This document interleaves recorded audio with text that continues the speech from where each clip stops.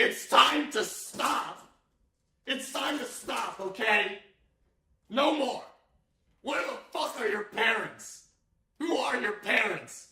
I'm gonna call Child Protective Services. It's time to stop. That's a fucking lie, you dumb hooker.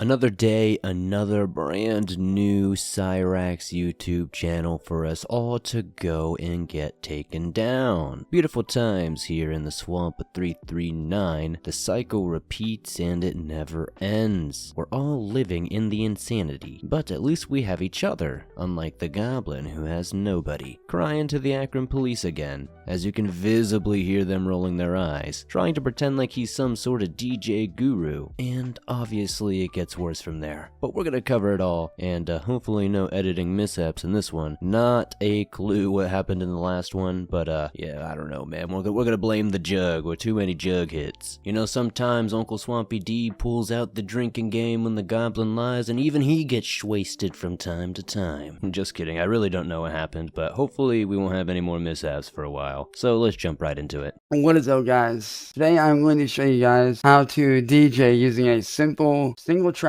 I'm going to be teaching you everything that you need to know. Now we are going to start off here just right in the middle. As you see, 170 normal tune, you would think, right? For DJing? No. If you want to get the freaking crowd pumping, you want that shit bumped up. X is going to be your play and stop button, and then A and S are going to be your riser for your BPM. So with that being said, let's get this started. I'm going to show you guys how to use the mouse and keyboard for one of my personal favorite songs by Corpse Husband called E-Girls Are Ruining My Life. So look, I don't know if all of you big IQ geniuses who hang out in the swamp knew, but you know, DJ Poop Tooth is back, and he's the greatest DJ ever. He's gonna obviously be the person you want to go to for your DJ crash course. He doesn't even know what a BPM is, and he's over here talking about levels and all kinds of things that make no sense. Cyrax has no idea what any of this is. He probably has the most basic surface understanding of what any of this even means, and as we go through it deeper, you'll see it's definitely that. He doesn't know anything. He just learned something from a YouTube tutorial, and now suddenly he's just repeating like the 2 or 3 things that he figured out, and he thinks that that's just how it is. DJs aren't gonna have a mouse and keyboard set up at an event. I've gone to tons of raves. I've been to tons of types of events like that. Shoot, just this past Halloween, I went to a Halloween rave to see a pretty cool DJ set by Disclosure, and it was a lot of fun. Great times, but they definitely weren't there with a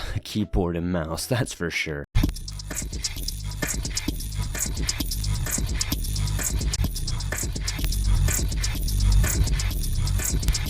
let's go to 48.2. See, you can hear the quickness in it, and it sounds good. Now, with that being said, let's get this started. I'm going to do an example, and I'm going to, well, first off, I'm going to do an example of the song all the way through, and then show you guys how to properly DJ. And with that being said, let's kick it. So clearly I can't play most of the song because of copyright issues, but he has absolutely bastardized that song. It already was kind of a trashy song as it is, if I'm honest, and I know there's gonna be some Corpse Husband fans in the comments, but man, that is definitely a teenage girl music if I ever heard it. Imagine some 35-year-old goblin in an attic here being like, yeah, I really identify with E-Girls Are Ruining My Life. Yeah, sure you do, Cyrax, sure you do. What you identify with is young teenage girls, and even worse, young teenage boys who might be listening to that music, and that's why you really do enjoy it. That's why you identify with things that only teenagers and young adults would like, huh? Anyways, I digress. I'm getting a little too real here. This is supposed to be funny, so let's jump back into it. Akron Police and Fire, Tech 176. Yes, ma'am. I need an officer out here to make a report, please. Okay. My name is Chance Wilkins. I'm on 339 White Street, Akron, Ohio. Three where? I was dead asleep in my 339 White Street. That's 339 LLOYD street. Okay, and what's going on there? I was dead asleep because I wasn't feeling very well over the last 2 days just because, you know, it's time of year, everybody getting sick and stuff. So I was laying down sleeping over the last 2 days, getting rest and whatnot, and I heard a loud banging on the window.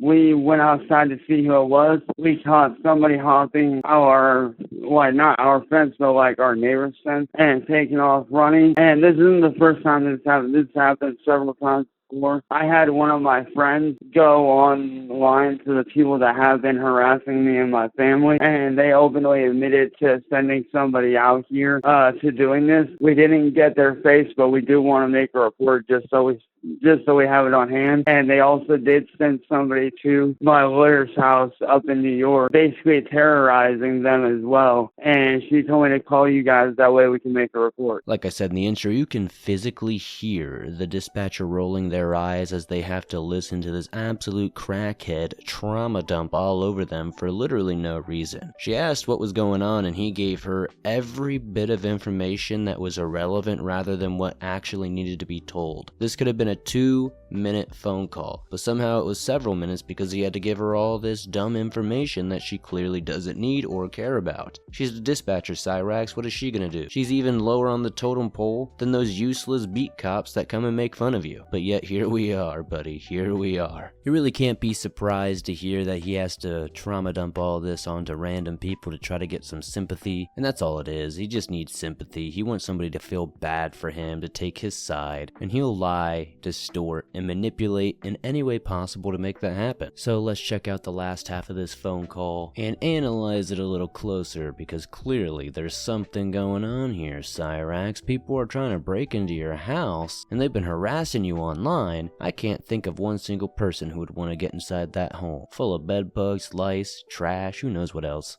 Okay, that's fine. We'll go ahead and send someone out. That person that was running, did you get a description of that person? No, I didn't, unfortunately. I didn't. I don't know if my stepdad got a description of him or not. Let me check. Hang on 1 minute.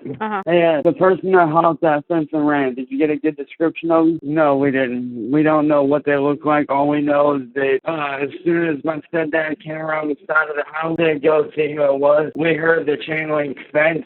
And what you mean, they were hopping the fence and they were running. Gotcha.